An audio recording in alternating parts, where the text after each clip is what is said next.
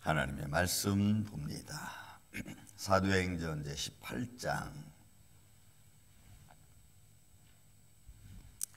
5절부터 11절까지 있는 말씀을 교독하겠습니다. 5절부터 11절.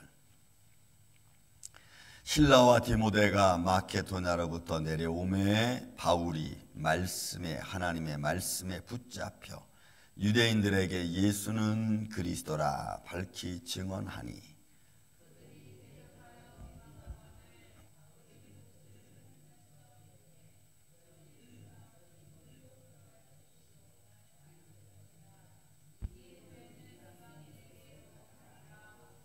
거기서 옮겨 하나님을 경외하는 디도 유스도라 하는 사람의 집에 들어가니 그 집은 회당 옆이라.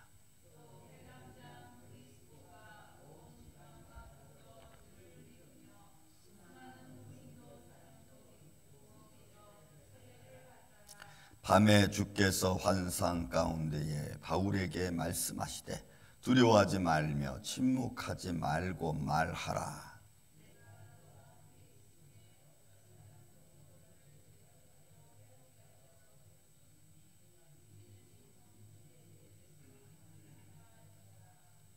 1년 6개월을 머물며 그들 가운데서 하나님의 말씀을 가르치니라. 아멘. 자, 바울이 아덴을 떠나서 고린도에 내려왔습니다. 그리고 아굴라와라고 하는 본토의 사람 브리스길라 부부를 만나서 복음을 계속해서 증거하는 가운데 그곳에 실라와 디모데도 이제 마케도냐로부터 내려와서 바울과 합세를 합니다.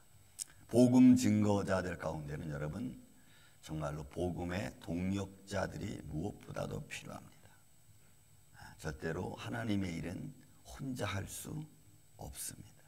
믿음의 동역자가 필요하고 기도의 동역자가 필요하고 서로 섬기며 도울 수 있는 동역자들이 필요합니다. 거기에는 오직 하나님의 일을 위하여 서로가 자기의 위치에서 수고하는 겁니다. 잘나고 못나고 그런 문제도 없습니다. 그냥 하나님의 일을 열심히 감당하는 겁니다. 그래서 기도로 뭉쳐지고 말씀으로 뭉쳐지고 그리고 성령으로 하나 되어져 가는 거죠. 바울과 실라가 같이 이제 고린도에 내려와서 바울과 합세를 했는데 바울의 그때 성령님께서 바울을 역사했던 것이 본문에 등장합니다. 보세요, 여러분. 자, 바울과 실라와 디모데가 마케도냐로부터 내려오니까 바울이 하나님의 말씀에 붙잡혀 이렇게 했습니다. 그리고 유대인들에게 예수가 그리스도라고 선포하는 거예요. 이건 여러분 굉장한 도전입니다. 이거는 유대인들이 누구를 죽였어요? 예수를 죽였잖아요. 그것도 반역자로, 반란자로 죽였잖아요. 그런데 그런 유대인에게 너희가 죽인 예수가 그리스도라고 바울이 선포하는 것은 유대인들에게서는 아주 치명적인 겁니다. 아주 결정적인 것을 아주 그냥 송곳으로 꽉 찌르는 것과 여러분 똑같은 거예요. 그런데 그렇게 할 수 있는 힘이 어디서 생겼느냐? 본문에 맞습니다. 하나님의 말씀에 붙잡혀 있는 바울의 모습. 이거는 성령에 충만한 모습이에요. 그러니까 성령에 충만하니까 결국 그들의 죄가 무엇인가를 바울은 그냥 직접적으로 얘기해 버린 거예요. 그러니 여러분 유대인들이 이 말을 듣고 가만히 있을 수가 없는 겁니다. 예수가 그리스도라고 선포하니까 유대인들이 발칵 뒤집혔습니다. 받아들일 수 없는 거죠. 그러니까 이런 바울을 대적합니다. 어느 정도로 대적했냐면 그 뒤에 있는 말씀 보세요. 증언하니 6절. 그들이 대적하고 비방하는 겁니다. 싸우려고 대어들고 죽이려고 대어들고 그리고 이놈 저놈 지금으로 말하면 이놈 저놈 네가 하는 말이 어떻게 그런 말 할 수가 있느냐, 너는 유대인이 아니냐 하면서 막 그냥 각종 비방의 말을 다 쓸어놓는 겁니다. 그러니까 바울의 입장에서 이제 그들에게 뭔가 대꾸를 해야 돼요. 보세요. 뭐라고 대꾸하는지 보세요. 자, 비방하는 바울이 옷을 털면서 이러대. 여러분 이건 이제 예수님이 그죠? 제자들 파송문할 때 너희가 복음을 받아들인 자와 받아들이지 않는 자의 표징으로 뭘 털었어요? 발의 먼지를 털었어요. 그러니까 유대인들이 그렇게 막 선포하고 그 말씀으로 성령의 충만함을 전하니까 이들이 감당을 못하는 거야. 그러니까 그들이 그거를 바울이 전하는 말을 감당할 수 있는 것 중에 하나는 대적하는 겁니다. 아니라고 변명하는 겁니다. 그러니까 너무 변명하는 것뿐만 아니라 변명을 지나치고 막 협박까지 하는 거죠. 그랬더니 바울이 그들에게 하는 말, 여러분 보세요. 그들의 대적하여 비방하거늘 바울이 옷을 털면서 이르되 너희 피가 너희 머리로 돌아갈 것이요 나는 깨끗하니라. 이후에는 복음이 여러분 이방인으로 가는 거야. 복음이 그들을 떠나가는 거야. 여러분 이거는 엄청난 무서운 말입니다. 여러분이 성령이 나를 떠나가면, 성령이 내 삶의 촛대를 옮기면 더 이상 나는 아무것도 할 게 없는 겁니다. 이거는 여러분 엄청나게 무서운 일이에요. 근데 어떻게 보면 내 인생이 끝난 것과도 같아. 그래서 여러분 에베소 교인들 한 말이 뭐예요? 너 첫사랑 찾아라. 너 못 찾으면 내가 내 촛대를 옮기겠다고 하잖아. 여러분 우리는 각자 인생을 살면서 우리에게 주어진 사명이 있습니다. 소명이 있어. 개개인마다 그건 다 달라요. 어떤 이는 저런 곳에, 어떤 곳은 이런 곳에, 어떤 곳은 힘든 곳에, 어떤 곳은 좋은 곳에. 그렇죠? 그러나 그 위치에서 감당해야 될 일들이 있어요. 이건 내 거 아니야. 이건 난 하지 못해. 여러분 그러지 못해. 그럴 수 없어요.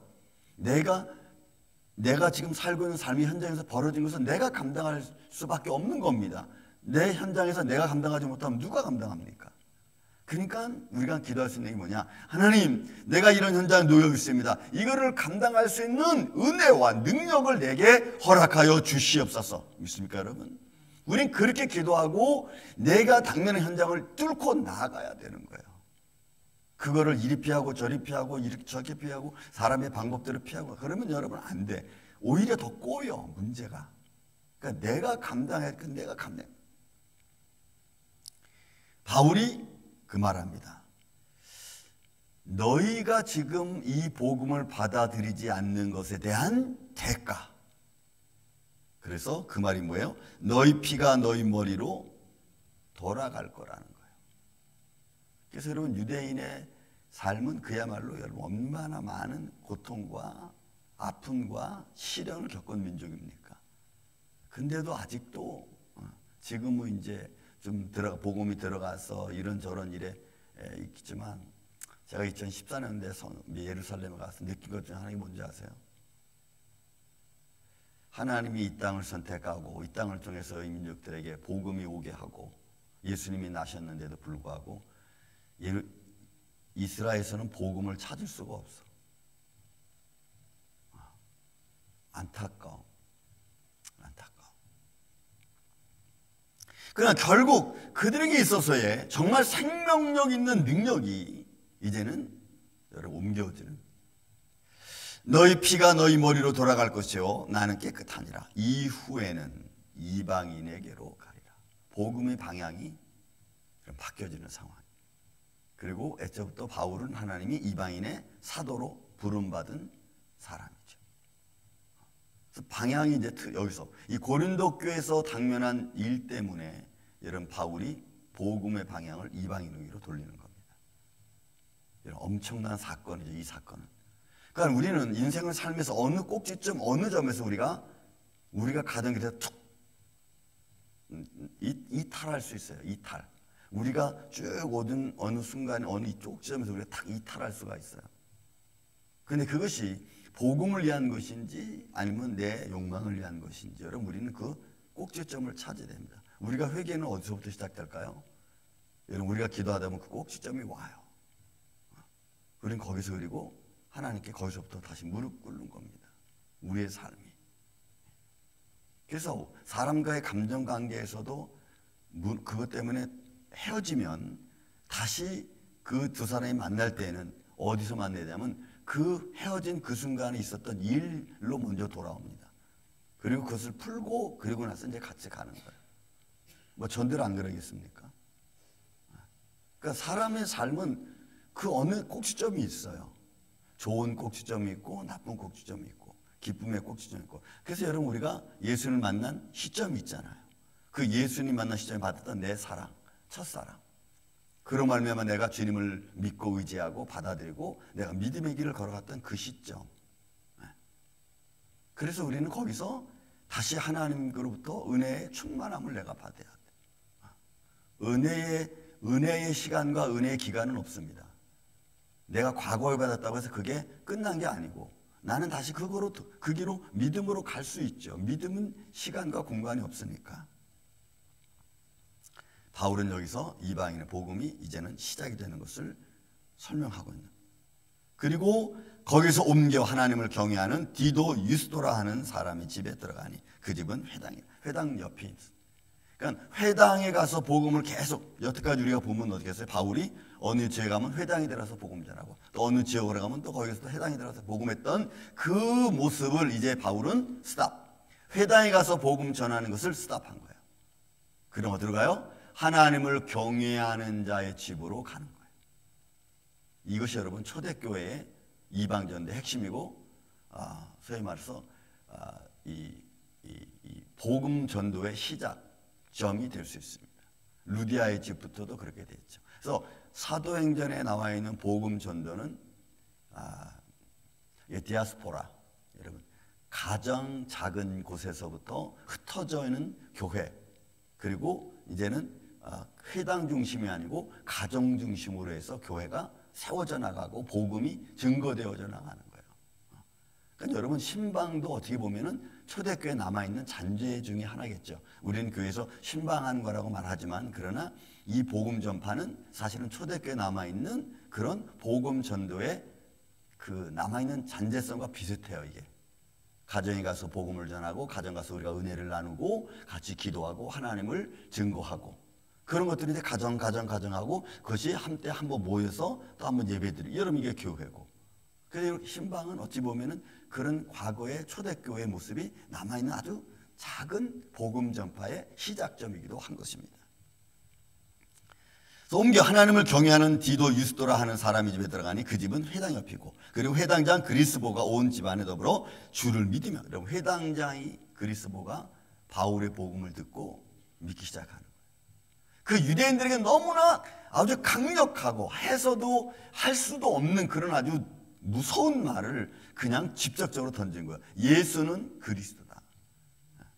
그러니까 여러분 이들이 충격받고 깨달은 자들은, 성령의 감동을 받은 자들은 예수님을 믿음으로 영접하는 거예요. 그리고 고린도 사람도 듣고 믿어 세례를 받는 거예요. 여러분 이방인들도 이제 바울의 복음을 듣고 하나님의 기적과 표적을 맛보면서 그들이 예수 그리고 복음, 하나님의 나라를 새롭게 받아들이는 거예요. 그러니까 저와 여러분도 여러분 이 시대를 살고 있지만 보이지 않는 하나님이시기 때문에 환상적인 것이 아니고 그냥 샤머니즘적인 그냥 이렇게 이성으로 이렇게 믿어가는 그런 게 아니고, 여러분 우리가 믿는 예수님은 지금 우리 눈에 보이지 아니하시지만 우리와 매일매일 동행하시는 분이심을 믿습니다. 그 마음을 우리가 진심으로 새기면 여러분 우리 삶이 두려워요. 두렵습니다. 왜? 하나님과 함께하는 그런 인생이기 때문에 그래요. 그리고 밤에 주께서 환상 중에 바울에게 말씀합니다. 자, 여러분 고린도께서 이런 엄청난 일을 겪었습니다. 엄청난 말을 바울도 선포했고 그걸 들은 유대인들은 엄청난 비방과 대적자들로 나서서 결국은 여러분 바울이 이제 어려워지는 거예요. 두려움을 느끼는 거죠. 그런데 밤중에 환상 중에 바울에게 여러분 성령님이 말씀하십니다. 보세요. 9절 10절에 있는 말씀. 두려워하지 말며 침묵하지 말고. 여러분 침묵하지 말라는 거예요. 그러니까 때를 얻든지 못 얻든지 바울이 어떤 상황에 놓여도 예수는 그리스도라고 증거하지 않을 수 없는 거예요. 죽음의 상황에 이르러도. 왜? 이게 바울에게 맡겨진 하나님의 소명, 하나님의 사역이에요. 근데 우리는 이래서 미안해서 못하고 이렇게 힘들다고 하니까 또 그래 힘드니까 또 이런 말하면 또 힘들겠지 하고 또 복음을 전하지 않고, 그러니까 이래서 못 전하고 저래서 못 전하고 미안해서 못 전하고 힘들다고 하니까 안 되고 못하고, 그래서 우리는 못해 결국은. 그리고 그냥 그래, 알았어 하고 그냥 끝나고. 그럴 수 없죠. 바울에게 지금 침묵하지 말고 말하라, 내가 너와 함께 있음에 어떤 사람도 너를 대적하여 해롭게 할 자가 없는. 이거 여기 이 말씀은 지금 어떤 상황이냐면, 여러분 바울을 잡아 죽이려고 하는 사람들도 여러분 유대인 중에 있는 거예요. 그러니까 죽음의 위협도 당하는 거죠. 그러니까 바울에게 예수님은 너 담대하라, 걱정하지 마라, 내가 너와 함께 해주고 너 지켜주고 너를 해야 할 자 없을 거야. 여러분 믿습니까? 이런 믿음으로 우리가 서지 않으면 이 세상 어디서도 우리가 하나님의 자녀인 것 증거하기가 여러분 쉽지 않아요. 어디든지 마찬가지예요. 그리고 위로해 줍니다. 마치 엘리야에게 야 바알에게 절하는 자 7,000자 남겨놓았다는 말씀처럼 이는 이 성 중에 내 백성이 많음이라. 지금 바울에게도 힘을 주는 거죠. 너 혼자만 아니야. 너 걱정하지 마. 지금 나를 믿는 백성들이 여기에 이 성에 많아. 그러니까 바울이 어떻게 마음에 안정을 갖는 거예요. 생활에 두려움이 있다가도 하나님 말씀을 듣고 여러분 힘을 얻는 거예요. 여러분 우리말 이 아침 저와 여러분들이 여러분 내 삶이 이렇고 저렇고 힘들어도 여러분 예수님 때문에 여러분들이 힘을 얻고 능력을 얻고 다시 일어설 수 있기를 예수님의 이름으로 축원을 드립니다. 여러분들을 하나님이 지켜주실 줄로 믿습니다. 성령님이 지켜주실 줄로 믿습니다. 그러니까 믿음으로 주님 나에게 힘 주세요. 그리고 내게 맡겨진 사역 마지막까지 잘 감당하겠습니다. 그것이 어떤 일이든지. 그리고 1년 6개월 동안 머물면서 그들의 가운데서 하나님 말씀을 계속 가르치는 거예요. 우리는 계속해서 가르쳐야 됩니다. 우리는 망각의 강을 건너가고 또 여러분 예배 드리고 나서 문 열고 나가면서 잊어버리고 세상에서 이런저런 일 만나면 또 잊어버리고. 그래서 우리는 말씀을 계속 묵상하고 기도하고 살아계신 주님과 동행하면서 우리는 하나님 도와주세요를 우리 입에 달고 살아야 돼요. 사실은 이런 일마다 하나님 도와주세요. 이런 일 만났어요. 하나님 도와주세요. 또 이런 일이 터졌어요. 우리는 계속해서 기도하고 그래서 하나님의 손길을 볼 수 있고 하나님의 손길을 느낄 수 있는 우리만의 장로교 되기를 예수님의 이름으로 축원을 드립니다. 그래야 여러분 우리가 힘있게 살아갈 수가 있어요. 주님의 도움의 손길을 여러분들이 느끼고 늘 함께하는 복된 오늘 한날 되시기를 예수님의 이름으로 축원을 드립니다. 사랑과 은혜가 많으신 아버지 하나님 감사합니다. 힘없고 지치고 세상 사람들 이런저런 말에 휘둘리고 있는 바울에게 오늘 주님께서 환상 중에 나타나서 말씀하셨습니다. 담대하라고 말씀했습니다. 내가 너와 함께 해주겠다고 말씀했습니다. 너를 해할 자 없다고 주님 말씀했습니다. 주님 우리 임마누엘 장로교회 여러 가지 세상에 많은 얽혀 설켰던 문제들을 예수 그리스도 이름으로 풀어주시고 모든 어둠의 세력과 대적자들이 자기들의 웅덩이에 빠지게 하여 주시고 올무에 걸리게 하여 주시고 그래서 하나님 영광이 선포되어지고 살아계신 전능하신 하나님이 만방에 선포되어지는 몸된 교회 되게 하여 주시옵소서.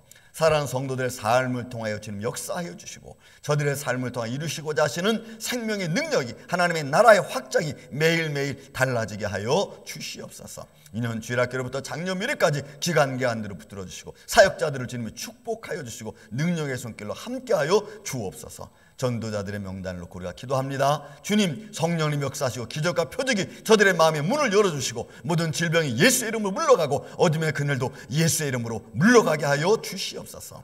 이 놀라운 사역이 주님 몸된 기 안에서 주님께서 역사하시고 일어날 줄로 믿습니다. 오늘도 기도하는 사람 성도들에게 힘과 능력으로 함께하여 주실 줄로 믿사오며 사랑이 많으신 예수님의 이름으로 기도하옵나이다. 아멘.